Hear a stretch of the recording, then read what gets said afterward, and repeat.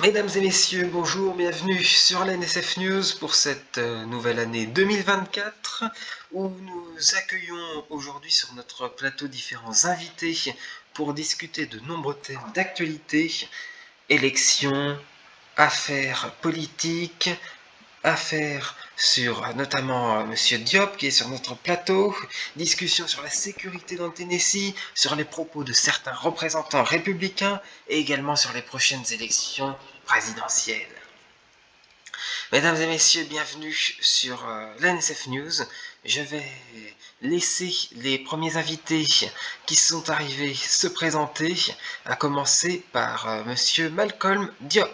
Alors bonsoir, je suis Malcolm Diop, je suis patron d'une des plus grosses entreprises du Tennessee en termes de croquettes et je suis également le président de l'association Green Party.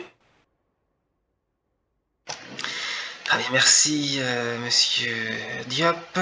Je vais laisser désormais Ethan Jackson se tourner vers la caméra et se présenter. Bonsoir, je me présente, je m'appelle Ethan Jackson, j'ai 23 ans, je suis architecte dans le du Tennessee. Et puis j'étais un ancien employé de chez Croquette 2000. Et donc, mesdames et messieurs, nous nous retrouvons après ce premier début d'émission. Madame Hill, après quand même près de 30 minutes de retard, est arrivée. Enfin, nous l'accueillons et je la laisse se présenter. Enfin, Madame Hill ou Madame Reynolds, je ne sais pas comment vous appelez-vous. Vous avez changé de nom. Alors, figurez-vous que c'est mon nom de jeune fille qui a repris effectivement le pouvoir de mon état civil puisque j'ai divorcé, donc ce sera Madame Reynolds.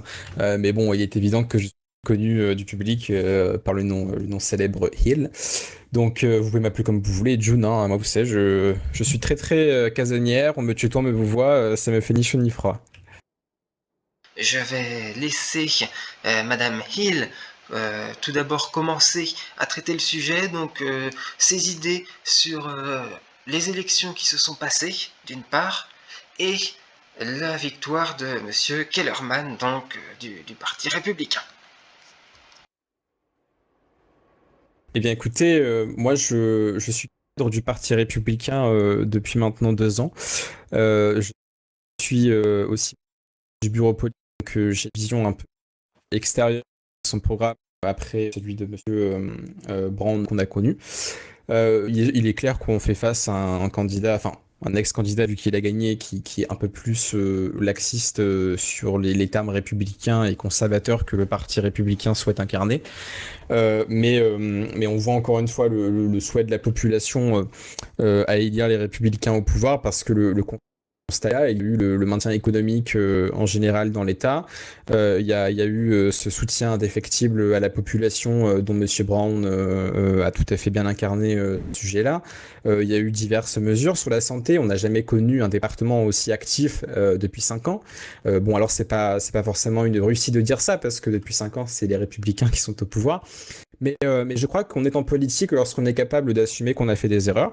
Et je crois qu'on a peut-être, oui, en tant que républicain, des erreurs sur les anciens candidats qu'on avait présentés. Mais, le constat a toujours été présent. On satisfait la population. Après, il est clair que on ouvre la porte à une nouvelle scène politique en accueillant le Parti Vert à l'Assemblée et en accueillant aussi de nouveau le Parti démocrate. Donc on ouvre quand même la porte à une population qui se veut peut-être plus jeune et qui se traduit du coup par une ouverture un peu plus idéaliste du monde dans lequel ils voudraient vivre.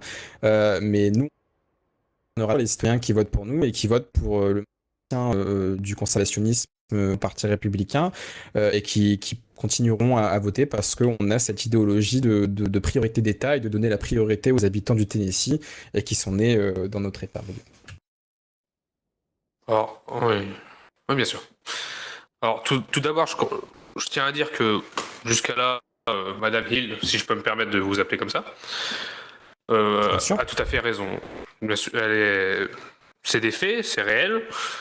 Les hôpitaux sont gorgés de monde et on a besoin d'effectifs, ça c'est vrai. L'effectif est de nouveau présent après grand moment quand même, faut le dire, avec un désert énorme. J'ai été de nombreuses fois accueilli à l'hôpital de Thompson, tout simplement, et bon, c'était un désert. Bon, aujourd'hui, je retrouve quand même un peu plus d'effectifs. Ça, c'était un vrai plaisir. Pour revenir à l'élection de M. Kellerman, bon, par rapport à Jim Brown, on va pas se mentir, c'est effectivement pas une figure médiatique comme Jim Brown. Néanmoins, de ce que j'ai vu actuellement, les premières mesures qu'il a prises, j'en suis très franchement et honnêtement, sincèrement, très étonné, de joie, tout simplement. Je vois en lui comment dire, vraiment un projet républicain fort. Et ça, j'apprécie. Monsieur Kellerman, donc, comme Malcolm l'a cité, établit deux premières mesures durant ces premières semaines, mais n'a pour le moment fait aucun grand déplacement public. D'ailleurs, il devrait intervenir prochainement sur la NSF News, mais pour le moment, on ne l'a pas encore vu dans la rue. Madame Hill, des explications peut-être à ça? Écoutez, moi je rebondis rapidement sur ce qu'a dit Monsieur Diop, comparé à Monsieur Brown. On a en face de nous un candidat qui est surtout plus jeune, qui a une vision beaucoup plus du monde du Tennessee. Moi, je suis très conservatrice. Voilà, il y a des valeurs sur lesquelles je suis très attaché. Aujourd'hui, on a un gouvernement qui est beaucoup plus laxiste sur ces valeurs-là, qui est beaucoup plus, on va dire, de centre. Et on le voit sur les premières mesures. Moi, je suis présidente de l'Assemblée. Et lorsque l'un de mes parlementaires est menacé par un membre du gouvernement parce qu'il a souhaité débattre et qu'il a souhaité amender un texte de loi qu'il considérait qu'il n'était pas dans l'intérêt de nos concitoyens, je m'étonne quand même un petit peu sur la réalité que ce gouvernement souhaite faire passer à travers ses communications, qui sont un tout petit peu fallacieuses. Moi, voyez-vous, le Parti républicain, il est clair. On a une ligne à suivre. Et ça, c'est les membres du bureau politique, et notamment les cadres du parti qui la fixent. Et c'est pas le président du parti. Et le Parti républicain, qu'est-ce que c'est? C'est être conservateur, c'est vouloir le libéralisme économique, et c'est surtout aussi prioriser les valeurs républicaines, celles du pays et de l'État. Moi, j'ai en face de moi peut-être des gens qui, aujourd'hui, se penchent un peu plus sur le centre, et qui ne sont plus, on va dire, focalisés par donner priorité aux habitants du Tennessee. Par garder nos valeurs qui sont extrêmement importantes et qui relèvent justement l'identité de l'État et de la nation. Moi, je suis pour tout ça. Alors, écoutez, je vais pas complimenter Monsieur Kellerman parce que ça a été quand même l'un des opposants dont il avait été faire part en 2022, je crois. Il avait été candidat en 2021, je dirais. Donc je vais pas le complimenter parce que moi je ne le considère pas comme l'un de mes collègues. Voilà, je le considère plus aujourd'hui comme un membre du Parti républicain, mais il n'est ni cadre, il n'est ni membre du bureau politique. Et donc moi je pense que j'ai la légitimité quand même de décrire ce qu'on a comme valeur à défendre. Aujourd'hui, je le dis, on s'interroge, nous, en tant que parlementaires, sur le fonctionnement que le gouvernement souhaite et sur justement ce principe de séparation des pouvoirs qui n'est pas suivi à la lettre. Donc, je ne n'ai pas cité de nom parce que pour l'instant, c'est effectivement une affaire interne au bureau de la présidence. Et moi, je vous le dis, il y a quand même certains faits et gestes qui peuvent relever effectivement d'une démonstration de force qui est très très marquée envers l'Assemblée et envers le parlementaire. Et moi particulièrement, ça qu'il y ait beaucoup de pression sur des parlementaires parce qu'ils débattent ou qu'ils amendent des projets de loi du gouvernement. Voilà, ce n'est pas ce que nous on souhaite faire transmettre comme message à nos concitoyens. Et le pire dans tout ça, c'est que ce n'est pas dit, c'est caché. Et c'est d'ailleurs la raison pour laquelle je prendrai la parole demain soir et que je m'exprimerai là-dessus pour rappeler à tous nos parlementaires, qu'ils soient républicains, démocrates ou écologistes, que je serai là pour défendre leurs droits de parlementaires, leur droit d'amender, leur droit de débattre et surtout leur droit de contrer cette idée que le gouvernement souhaite faire passer. Et je n'hésiterai pas, en tant que membre du Parti républicain, à contrer ces décisions-là si j'estime, en tant que cadre du parti et membre du bureau politique, qu'elles sont néfastes au parti et qu'elles vont contre nos idées et contre celles aussi de nos électeurs qui ont élu quand même pour la 5e fois à 63% de voix, je crois, ou plus, Monsieur Kellerman. Oui. Voilà, moi je suis transparente et je dis la vérité parce que c'est ça, quand on est en politique, c'est la vérité qu'on dit. On ne ment pas aux gens, je ne mentirai pas et je ne cacherai pas ce que le gouvernement fera si le gouvernement ne se soumet pas aux lois telles que la Constitution lui impose. Le gouvernement souhaite se détacher de la majorité républicaine. Dans ces cas-là, il marchera seul. D'accord. Monsieur Diop ou Monsieur Jackson, des éléments face à ces propos et à une réelle séparation, peut-être un clivage qui est en train de commencer entre deux partis du mouvement républicain. Vos réactions face à ça? Donc, à Moi, ce si que je peux je me permettre, comprenne, Ethan, vas-y. allez-y. Ouais, Non, donc, à vas-y, ce que Ethan, je je te permets. comprenne, il y a plusieurs branches du Parti républicain. C'est ça? Le Parti Genre, républicain, on a une derrière branche parti. qui est plus axée sur le conservationnisme, on a une branche qui est axée sur le libéralisme économique, on a une branche qui est axée sur les valeurs du pays, donc vous connaissez les valeurs des États-Unis d'Amérique, et on a aussi une branche qui est axée sur ce qu'on appelle la priorité d'État, en gros donner l'accès aux concitoyens qui sont nés au Tennessee, qui sont américains, et pas des étrangers qui viendraient immigrer dans notre État. Il y a plusieurs branches qui font que certains sont beaucoup plus libéralistes que les autres, et peuvent poser problème parce qu'on le voit aujourd'hui. Voilà. Donc oui, comme dans tous les mouvements politiques, il y a plusieurs branches à différents niveaux. D'accord. Ok. Bah, vous avez répondu à mes questions. Alors moi, pour commencer, je me permets, Madame Hill, parler de mensonges venant de vous, c'est un peu cocasse. Mais on va en revenir. Néanmoins, Mais Monsieur développez, Kellerman, si Nous on parle de reviendrons mensonges, dans quelques développez, minutes Monsieur sur Diop, justement, je vous en prie. on va en l'affaire reparler juste après. visant On va en parler juste Madame après. Hill C'est et ça, Monsieur c'est ça. Diop. Voilà. Je vais vous laisser On va en revenir, ne vous inquiétez conclure pas. si vous voulez, Monsieur Diop, puis Oui. Madame Hill, si elle souhaite Moi, je voulais passer un juste dire dernier que mot Monsieur sur Kellerman le fait du très sujet bon de travail Monsieur Kellerman. actuellement. Mais il faut rejoindre Monsieur le Parti Kellerman fait du très républicain bon dans ce cas-là, travail, Monsieur Diop. Ah non, j'ai dit qu'il faisait du très bon travail. Je n'ai pas dit qu'il faisait les bons choix, forcément. Et c'est au commissaire qui fait le bon travail, c'est pas Monsieur Kellerman, c'est au commissaire qui propose les Monsieur projets de Kellerman loi. fait quand même du bon travail. Mais là, il s'agit de CO commissaire, il ne s'agit pas de Monsieur Kellerman. Là, je parlais de Monsieur Kellerman, pas du haut commissaire, je vous rassure. Bah, alors, si on parle que de Monsieur Kellerman, je peux vous l'assurer, Bah, Monsieur là, Kellerman c'est le n'a sujet, proposé c'est le aucun sujet, projet de madame. loi à l'Assemblée. Oui, bah Monsieur Kellerman n'a proposé aucun projet de loi à l'Assemblée, c'est au commissaire. Et donc, c'est plusieurs départements qui Donc, composent Monsieur son gouvernement, Kellerman mais ne c'est s'est des pas idées qui intéressé émanent de au ces projet de loi. départements. C'est ça? Certainement en tant que gouverneur, mais moi, je peux vous l'assurer en tant que j'ai ma Ah, donc il position s'est dans le intéressé. gouvernement qui fait que je peux vous assurer, puisque le gouverneur pose aussi son veto sur les projets de loi. Mais quand on s'intéresse à un projet de loi, on le propose à la majorité républicaine avant de le faire voter. On ne menace pas les parlementaires, voyez-vous. Parce que ça s'appelle un régime autoritaire, si on fait ça. Très bien. Nous allons Oui, donc même si on sort. Passons au finir truc. ce sujet sur ces propos et nous allons poursuivre si je pense que vous avez quelques mots à énoncer, hein, messieurs, dames, sur l'affaire MBZ, hein, qui vise notamment le bureau du procureur avec cette substitut donc, qui a été renvoyée, enfin du moins qui a été rétrogradé au niveau de ses fonctions, puis qui a démissionné suite à une révélation d'une affaire. J'ai laissé Monsieur Jackson, s'il a un mot à dire, ou sinon Monsieur Diop peut commencer.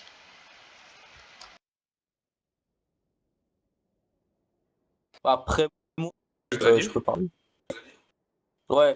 Bah, après, moi, je suis pas très au courant de cette histoire, vu que j'étais absent pas mal de temps. Bah, je suis revenu récemment. Du coup, j'aimerais bien savoir ce qui s'est réellement déroulé, parce que, Si, en Monsieur... vrai, là, je sais pas. Ou sinon, si C'est une Monsieur affaire qui a Diop... fait du bruit. Écoutez, moi, je connais l'affaire sur le bout des doigts parce que j'ai des Bon, amis bien au bureau Madame du Hillel. procureur Et cette affaire a été médiatisée. Donc aujourd'hui, il n'y a plus aucun doute là-dessus. Malika Mbizi, semble-t-il, n'a pas respecté son code de déontologie. Elle a divulgué, il me semble, des éléments d'un dossier qui composait une plainte publiquement. Et ça, vous le savez, le bureau du procureur n'a absolument aucun droit de faire ça parce que c'est contraire à la loi et c'est contraire aux procédures et au code de déontologie du bureau du procureur. Oui, une plainte concernant M. Hendrickson, notamment. Et tout à fait, voilà. Et j'ai eu aussi le cas de figure me concernant. Elle n'a pas hésité à dire en commentaire que j'étais visé pour une plainte de diffamation, alors que Madame Membizi, justement, en tant que substitut du procureur, ne peut pas dénoncer ce genre de choses publiquement, puisque c'est un dossier qui n'a pas atterri sur son bureau. Donc elle a usé de ses anciennes fonctions de substitut du procureur pour m'atteindre publiquement. Et d'ailleurs, cette affaire, pas seul cachet, elle a été et aujourd'hui un non-lieu a été envoyé au tribunal, ce qui débouchera automatiquement par une annulation parce que l'affaire sera classée sans suite par manque de preuves. Justement, on en reverra, mais vous inquiétez pas. Monsieur Job, vous savez, Monsieur Job, dans la vie, il faut être impartial. Si vous mentez à nos concitoyens, monsieur, madame, c'est madame quand même. Je n'ai jamais menti. On va garder je n'ai jamais menti. un minimum de respect. Contrairement à vous, écoutez, je n'ai jamais menti. mon avocat a réussi à obtenir les rapports d'arrestation. Il a réussi à obtenir les rapports de condamnation. Je n'ai jamais menti sur on le considère. Je n'ai jamais donc, menti, le sujet de la diffamation, mais donc le sujet de la diffamation est un non-lieu puisque ce n'est pas obtenu par des propos fallacieux ni mensongers, puisque c'est la vérité. De faux usage de faux. Vous avez parlé de drogue, madame. Je n'ai pas parlé de faux usage de faux, mais c'est la vérité, vous avez été arrêté pour ça. Je vous laisse. Oui, je ne le cache pas. Si vous voulez parler de ce sujet, je vais l'annoncer aux téléspectateurs. Donc désormais. Mais madame, on parle de drogue, sur la diffamation, pas de faux usage de faux. Nous allons. Parler de faux usage de faux, monsieur. Vous savez ce que c'est la diffamation? Madame Hill, monsieur Antoine, Diop, je laisse garder le silence le temps que j'énonce aux téléspectateurs. Donc nous allons désormais parler de la plainte, et des tensions qui sont en cours entre notamment Madame Hill et différents personnalités du groupe républicain et Monsieur Diop ici à ma gauche. Je laisse donc continuer votre discussion à ce sujet. Moi, je vous le dis, monsieur, la diffamation, elle est caractérisée quand elle est obtenue par des moyens qui sont fallacieux et mensongers. Moi, en l'occurrence, dans mon dossier, j'ai réussi à démontrer par A plus B que vous aviez été arrêté pour ces faits-là, et que donc automatiquement, c'est un non-lieu, puisque ce n'est ni mensonger ni fallacieux. Vous l'avez vous-même avoué publiquement que vous avez été arrêté pour ça. Donc, écoutez, pourquoi ne pas être transparent avec le public quand il s'agit d'être représentant? Enfin, du moins, vous ne l'êtes pas, mais vous avez failli l'être. Moi, j'ai un devoir... ça, c'est faux. Mais vous avez failli l'être. Vous étiez quand même candidat, il me semble, membre du Parti Vert. Oui, mais vous constituez quand même un parti qui était candidat.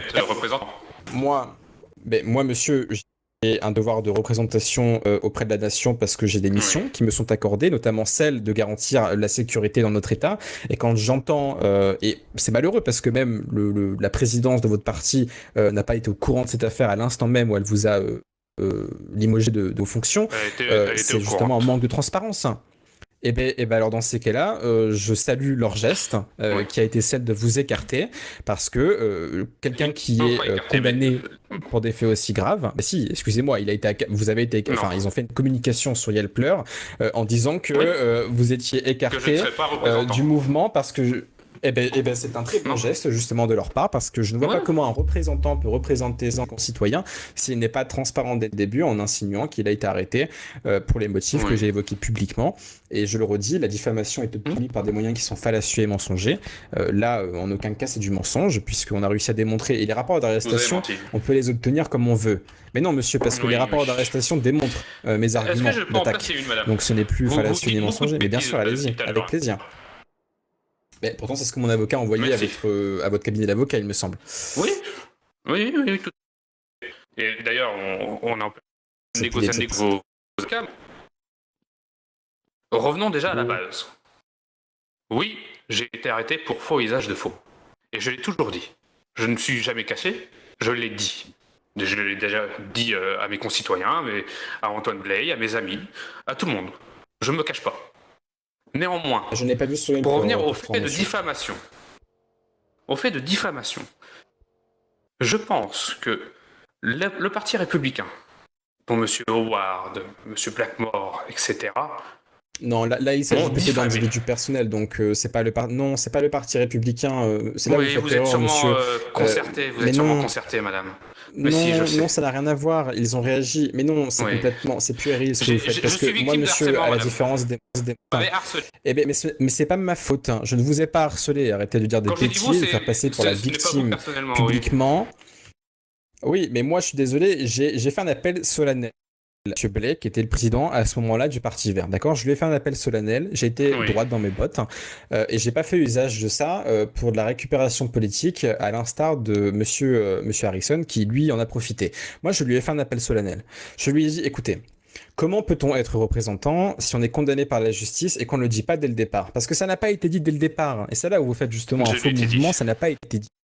Dès le départ. Non, parce que la liste des représentants... Non, monsieur. Non, je peux pas vous l'assurer, la liste des représentants n'a été communiquée dès le départ. Non, je peux vous l'assurer, la liste des représentants n'a pas été communiquée dès le départ. Déjà effective, mais la liste n'a pas été publiée publiquement sur Yelpleur et au visage de nos concitoyens, tandis que nous l'avons fait au Parti républicain, parce que c'est justement un geste de transparence politique. Mais non, on l'a fait avant la fermeture des candidatures. Et nous, on l'a fait comparé à tous les autres. Hein. On a été transparent comparé à tout le monde. Donc, moi, si vous voulez, je vous... Voilà, on peut chercher les rapports d'arrestation, j'ai jamais été arrêté. Les rapports d'arrestation, ils sont publics. Hein. Je peux les acheter si je veux. C'est comme ça, c'est la loi. Donc moi, je suis allé voir le bureau du shérif. J'ai acheté plusieurs rapports d'arrestation. Ah oui, on peut les acheter, mais c'est le droit de chaque concitoyen de vérifier justement ce qu'avancent les personnes en face. Et moi, c'est fondamental. Mais bien sûr, c'est encore normal de le faire. Mais dans cette affaire, monsieur, je vais vous le dire, mes avocats, ils ont démontré par A plus B qu'il n'y avait pas de diffamation. Moi, vous m'avez poursuivi pour diffamation. Je n'ai pas été poursuivi pour d'autres motifs. Donc, monsieur Howard, c'est des avocats. Hein, ils sont là pour me défendre. Ils sont pas là pour vous défendre. Ils ne vont pas vous apporter sur un tableau d'argent. Par A plus B que... justement, moi, je suis désolé. Mais vos avocates, je sais pas où est-ce qu'elles ont appris le monde du droit et les lois, mais des rapports d'arrestation, c'est légal de les obtenir par les moyens dans lesquels nous avons fait usage, et elles ne sont pas... Mais non, oui, je suis à côté de la plaque, mais en attendant, monsieur, moi je suis pas jugé pour diffamation parce que le juge... Un drogué, qui fume de la marijuana. Mais ça, ce n'est pas mon... Mais ça, ce n'est pas mon... Bah oui, très bien. Oui, j'ai dit selon certaines personnes. Moi, je n'ai pas dit ça sur Yelpleur, donc... Eh bien, mais moi, je ne représente pas ces personnes-là. Je vous le dis, ce sont des gens qui enfreignent la loi, et je ne les représente pas. Bon, monsieur Diop, madame Hill, je vais vous laisser conclure sur ce sujet. Vous avez déjà beaucoup parlé à ce sujet. Je vais vous laisser conclure et pour avancer, parce que là, en réalité, vous tournez un peu. Vous n'avancez pas au sujet. Voilà, je laisse conclure. Monsieur Diop, je vous laisse conclure et après madame Hill. Voilà. Les poursuites qui sont engagées envers ma personne, c'est M. Drew Johnson qui les a faites. Et M. Drew Johnson, aujourd'hui, il n'est plus. Il n'est plus dans le bureau, dans les bureaux. Il n'est plus. Je ne dis pas que c'est un rapport avec mes poursuites en ma personne. Néanmoins, il a arrêté ses fonctions. Bref. Moi, je dis, j'ai porté plainte parce que je me suis senti harcelé par plusieurs personnes. Vraiment, excusez-moi, je vais pleurer, mais je suis obligé. J'ai vécu un mois de moments durs et vraiment, ça m'a stoppé d'élan politique et je n'ai plus rien à dire. Madame Hill, allez-y. Peut-être qu'on pourra dire que je n'ai pas de sentiments, mais la vérité des faits, c'est que moi, je ne suis pas en politique pour compatir. Je suis en politique pour dire la vérité, d'accord? Je ne suis pas là pour faire la faux cul. Donc vous avez beau verser des larmes, mais c'est pas après qu'on les verse, c'est avant. Et on dit la vérité avant. Ah ouais, le harcèlement, ça. Maintenant, mais monsieur, vous voyez, mais vous faites de la récupération politique. Que je n'ai pas dit. Je n'ai pas dit que je tolérais le harcèlement. Je vous ai dit, monsieur, que si vous auriez été transparent dès le départ, en disant bonjour, j'ai été condamné pour ça, mais je vais être représentant. Très bien, écoutez. Je l'ai fait. Vous poursuivez des gens. Moi, vous me poursuivez. Pardon, excusez-moi. Vous avez voulu Vous me poursuivez pour des faits de diffamation. Aujourd'hui, mon cabinet d'avocats vous démontre par A plus B que c'est pas de la diffamation parce que ça n'a pas été ni fallacieux ni mensonger parce qu'on a la preuve que ce n'est pas le cas. Non, on a la preuve que ce n'est pas le cas. Votre cabinet d'avocats nous répond, mais c'est illégal d'obtenir des rapports d'arrestation. Mais dans quel monde vit-on, en tant qu'avocate, pour ne pas être au courant que obtenir des rapports d'arrestation c'est légal et c'est pas illégal? Dans quel monde on vit pour pas le savoir ça? J'aimerais quand même savoir d'où vos avocates, et d'ailleurs je le rappelle, vos avocats ont un lien étroit avec Madame Mbizi, qui je le rappelle a divulgué des informations très très personnelles sur des affaires en cours, ce qui a fait qu'elle a été automatiquement rétrogradée parce que c'était normal, c'est le geste en tant qu'employeur. Donc je me pose la question quand même, voyez-vous, mais je n'insinue pas des choses fausses comme vous le faites en disant que je tolère le harcèlement, alors c'est ce qui est faux, c'est qu'on est dans la loi et je ne tolère pas. Sur ce sujet pour passer au suivant, s'il vous plaît. Donc, je conclus en vous disant que Madame Mbizi, qui est lien étroit avec le cabinet Rosier qui vous représente, il me semble, semble justement représenter le droit, moi j'appelle ça du droit merdique. Voilà, on représente les gens, mais en fait l'objet derrière c'est d'avoir de l'argent. Voilà, vous voulez de l'argent, monsieur, mais je ne vous donnerai pas un seul centime. Entendez-le, je ne vous donnerai pas un seul dollar. Voilà, vous n'aurez rien de ma poche. Vous n'aurez, pourtant c'est ce que votre cabinet d'avocat demande à mon cabinet d'avocat, donc on peut se poser la question. Alors c'est pas ce que j'ai demandé. On va finir sur ces propos. C'est ce que vos avocats ont demandé. Passe au sujet suivant. Merci d'avoir débattu sur celui-ci. Nous allons désormais discuter sur l'état de la sécurité dans le Tennessee, dans notre état. Et j'ai laissé la parole à Monsieur Jackson, que nous n'avons pas entendu beaucoup depuis le début de l'émission, qui a probablement de différentes choses à dire en tant qu'ancien agent de sécurité notamment, et en tant que citoyen engagé. Vous avez sûrement dû vivre de nombreuses scènes et... Ouais, exact. Alors, je trouve que dans l'état du Tennessee, on se fait beaucoup braquer. On se fait beaucoup racketter. Dans l'état du Tennessee, on a une criminalité en os. Mais chaque jour, je vous dis, je me fais racketter. Vraiment, je n'en peux plus. On ne peut pas aller, je vous dis, on ne peut pas aller à un endroit sans se faire braquer. Genre, tu veux louer une putain de baraque, je vous dis, je parle méchamment, vous faites braquer. Vous déménagez pour être tranquille dans un quartier, dans un quartier qui est censé être sécuritaire, on se fait braquer quand même, je n'en peux plus. Vraiment, je vous jure, je suis à bout. Merci pour ce témoignage. Madame Hill, peut-être un avis sur la sécurité, puis un avis également sur ce que dit Monsieur Jackson, qui fait état peut-être d'une absence de politique sécuritaire dans notre État, et qu'est-ce que le groupe républicain compte faire pour améliorer ceci? C'est pas de l'absence de politique sécuritaire. Simplement, monsieur, moi j'ai regardé les sondages en termes d'agression sur les individus qui étaient justement ces agresseurs, et on aperçoit quand même une grande tendance envers le monde. Il n'y a aucune discrimination d'origine autre. Il y a quand même une énorme tendance à ce que ces individus ne sont pas de base d'origine d'Amérique. Voilà.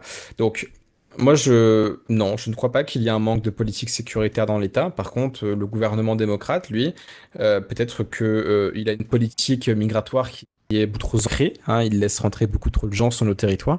C'est aussi pour ça que j'ai fait un appel solennel au gouvernement pour davantage réduire les entrées sur notre territoire en contrôlant mieux nos frontières, et notamment en contrôlant mieux les personnes qui souhaitent s'installer au Tennessee. Parce que les agressions... c'est-à-dire que 65%, ce ne sont pas de vraies personnes américaines et qui sont nées au Tennessee. Ce sont très généralement des personnes qui sont d'origine de pays maghrébins ou d'autres pays qui, là-bas, je le rappelle, ont des régimes qui sont très très autoritaires et qui ont des taux de criminalité très marqués parce que des groupuscules politiques, notamment beaucoup de groupuscules qui bousculent la gauche, sont très ancrés. Et c'est pas pour rien qu'il y a la guerre au Mali. Hein, voilà, c'est parce que ces gens-là ont une vision de la civilisation qui n'est pas celle du monde d'aujourd'hui. Et moi, je vais vous dire une chose, je serais ravi de contribuer à baisser ce taux d'insécurité le jour où le gouvernement démocrate peut-être reverra son plan migratoire, son plan de rentrée des gens sur notre pays. Et là, oui, on verra une différence. Là, où, mis à part justement, à fermer un peu propos plus de du frontières, gouvernement, c'est tout ce peut faire. nous Pas les verrons exclure. au niveau des prochaines élections, nous discuterons de ce sujet dans Voilà, quelques exactement. instants. Donc bon, on est quand même très très restreint. Allez-y, je vous en prie.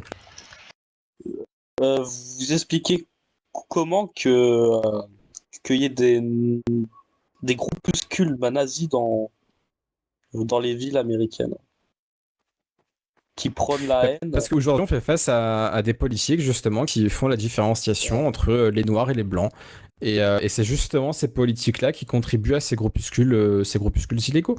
Et moi, ça me choque pas. Voilà, moi, je n'ai jamais eu une seule fois dans mon discours une différenciation entre les noirs et les blancs, parce que ça n'a rien à voir. Voilà. Aujourd'hui, c'est cette sorte de groupuscule néo-nazi. Je ne sais pas sous quel angle il se catégorise. Bon, écoutez, moi, ça me fait ni chaud ni froid. À partir du moment où ils n'ont pas de propos racistes, ils n'ont pas de propos, on va dire, qui démontrent une sorte de discrimination envers les gens qui sont de couleur noire, moi, ça ne me gêne pas. Voilà, ils ont leur idée. À partir du moment où ça ne menace pas la sécurité de notre État, moi, ça ne me gêne pas. Maintenant, la vérité des choses. Moi, monsieur, je suis républicaine, d'accord? Je suis pas démocrate. Je suis pas là pour dire qu'on va accepter la religion juive, qu'on va accepter la religion musulmane, celle de notre pays. C'est pas ces religions-là. Moi, je suis pas là pour ça. Je suis là pour défendre les valeurs du pays et faire en sorte que ces valeurs-là, elles perdurent dans le temps et qu'elles ne soient pas effacées. Donc, moi, quand je vois ce genre de groupe, hein, je scroll sur Yalper. Voilà, je passe parce que c'est des gens qui sont très haineux quand même, qui ont des marques de haine très marquées et qui ne représentent certainement pas notre discours républicain comme on l'a toujours eu.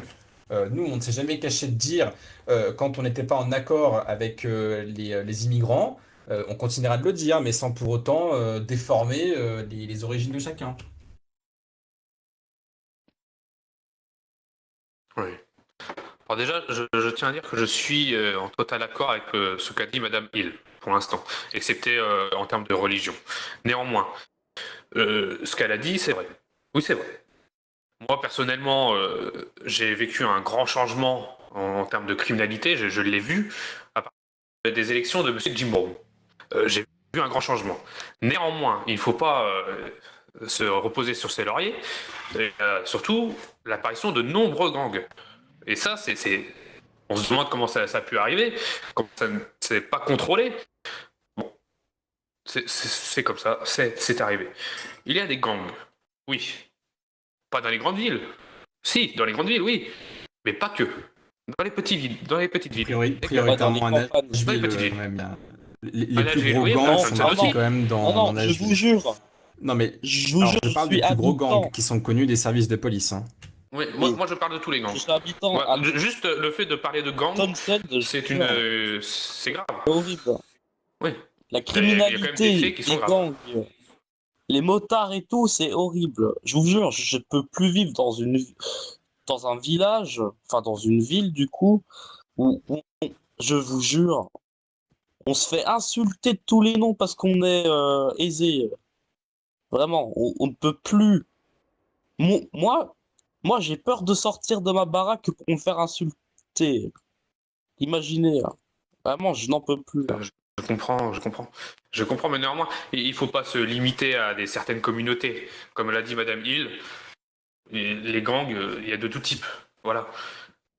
Bon, il faut régler ce problème. Oui, il faut s'attaquer, et c'est un gros dossier.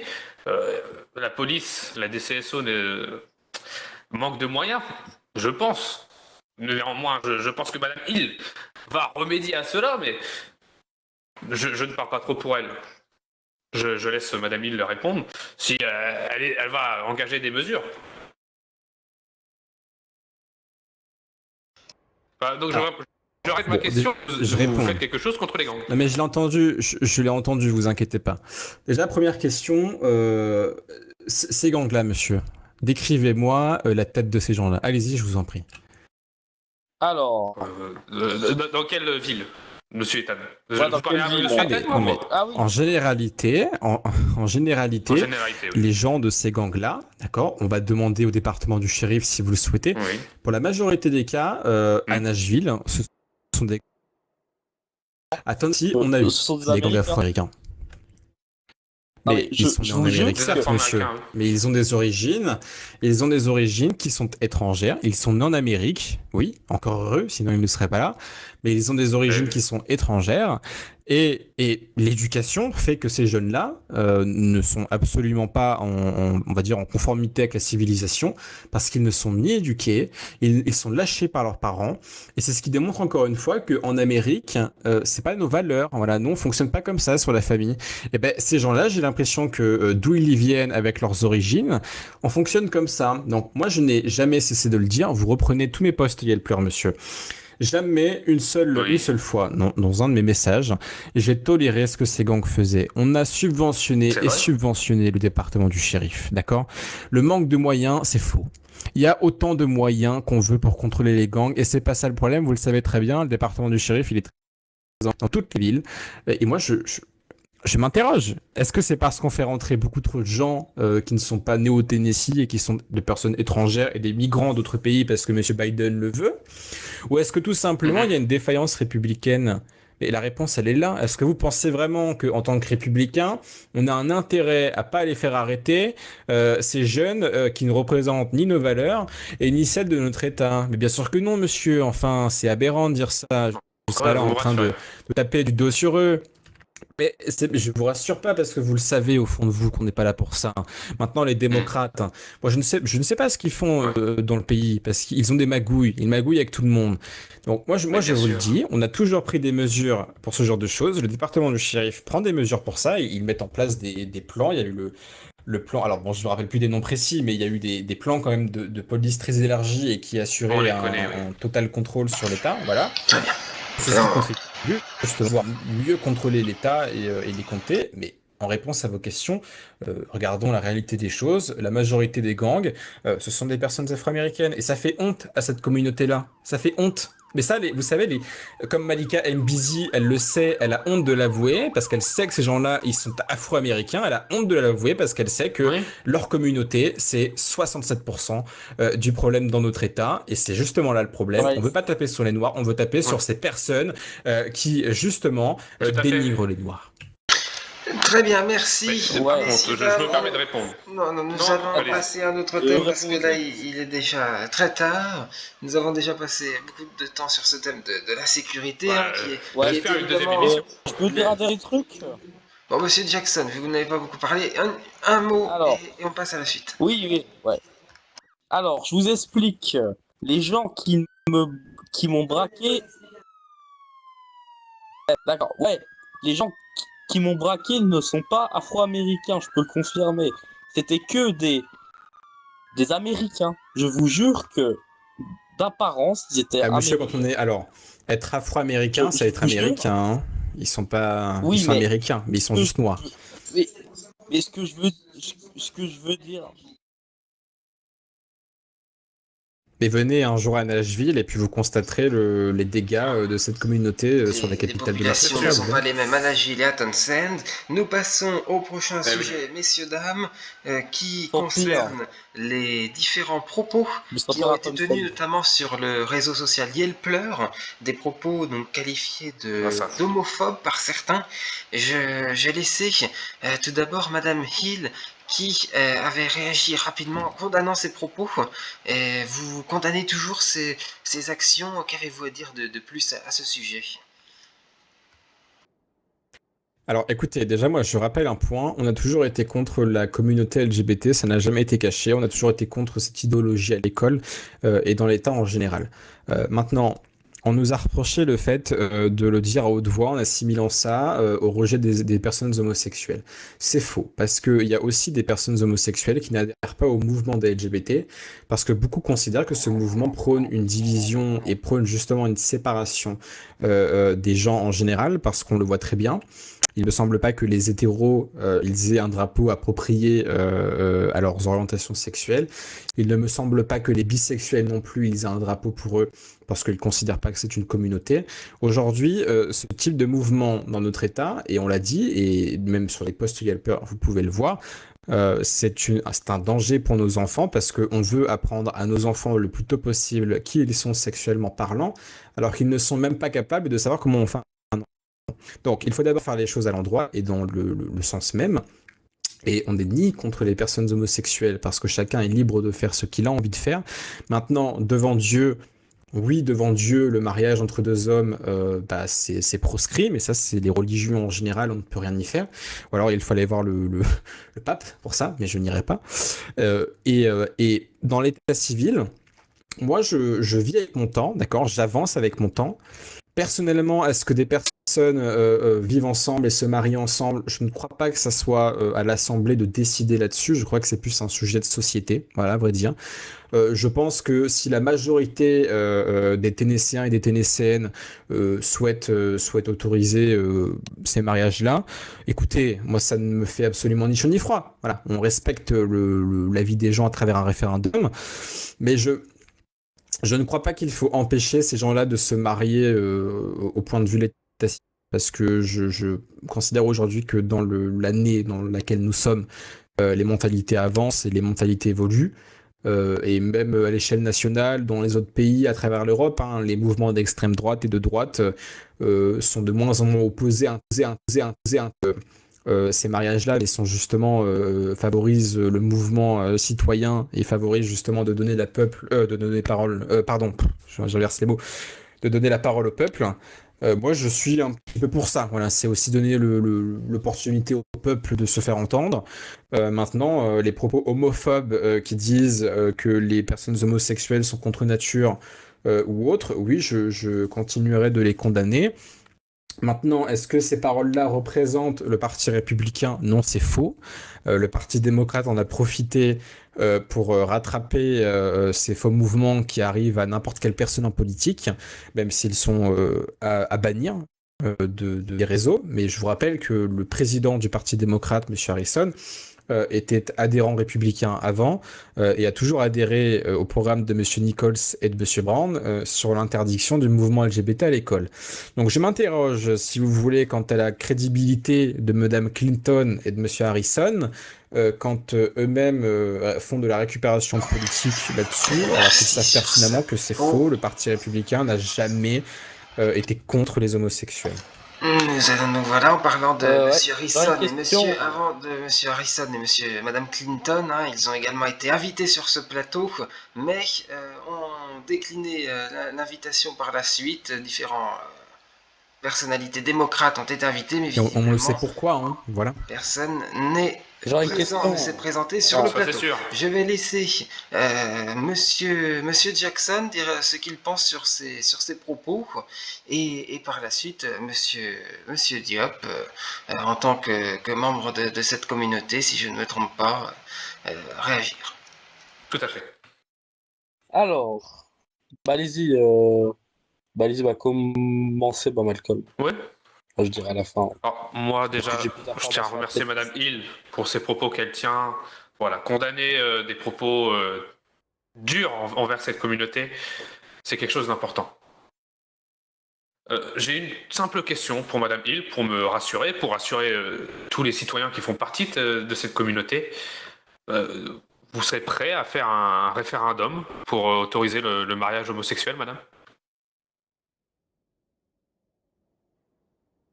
Moi, je suis en faveur de donner la parole au peuple contre cette mesure-là, oui. Voilà, je considère que c'est un sujet de société et que c'est pas un sujet qui doit être débattu à l'Assemblée parce qu'il y a beaucoup trop de divergences politiques. Moi, je suis attaché à mes valeurs républicaines, mais je crois qu'il faut évoluer avec son temps et vivre avec son temps. Et par contre, au point de vue de la religion, je resterai catégorique, que ce soit dans toutes les religions d'ailleurs. Je ne crois pas qu'il est bon de modifier nos religions pour que le mariage homosexuel soit autorisé. Je ne crois pas. C'est pas ça la vraie religion de l'Amérique. Maintenant, écoutez, un homme et un homme veulent se marier sur l'état civil. Qu'est-ce que ça apporte de plus parce qu'ils vivent déjà ensemble, donc ils ne se cachent pas. Qu'est-ce que ça leur apporte de plus? Voilà. Je veux dire, qu'est-ce que ça va nous changer à nous de savoir qu'ils se marient alors qu'ils vivent déjà ensemble et s'embrassent déjà devant tout le monde? En réalité, pas grand-chose. Ça leur permet simplement, au point de vue de l'état civil, d'être mariés, de se paxer aussi. Après, écoutez, moi, j'évolue avec mon temps. Voilà. J'ai pas honte de le dire. Maintenant, il y en a qui ont des positions plus fermes là-dessus. Mais sur le mouvement LGBT, je resterai catégorique. Le mouvement LGBT, c'est à bannir du pays et de l'État parce que c'est un mouvement qui prône beaucoup trop la division en matière générale. On le voit lors des manifestations en Amérique. On le voit très bien. Tout à fait. Ce mouvement, quand il fait des manifestations, la moitié du temps, il y a des commerces qui sont détruits, des gens qui finissent en sang, et on se demande pourquoi, et c'est pas à cause de la police, vous le savez très bien. Alors, faut arrêter de nous prendre pour des imbéciles. Beaucoup de choses sont cachées sur ce mouvement, notamment le fait qu'il ait déjà été condamné pour des faits d'agression vers des personnes hétérosexuelles qui ne soutenaient pas ce mouvement.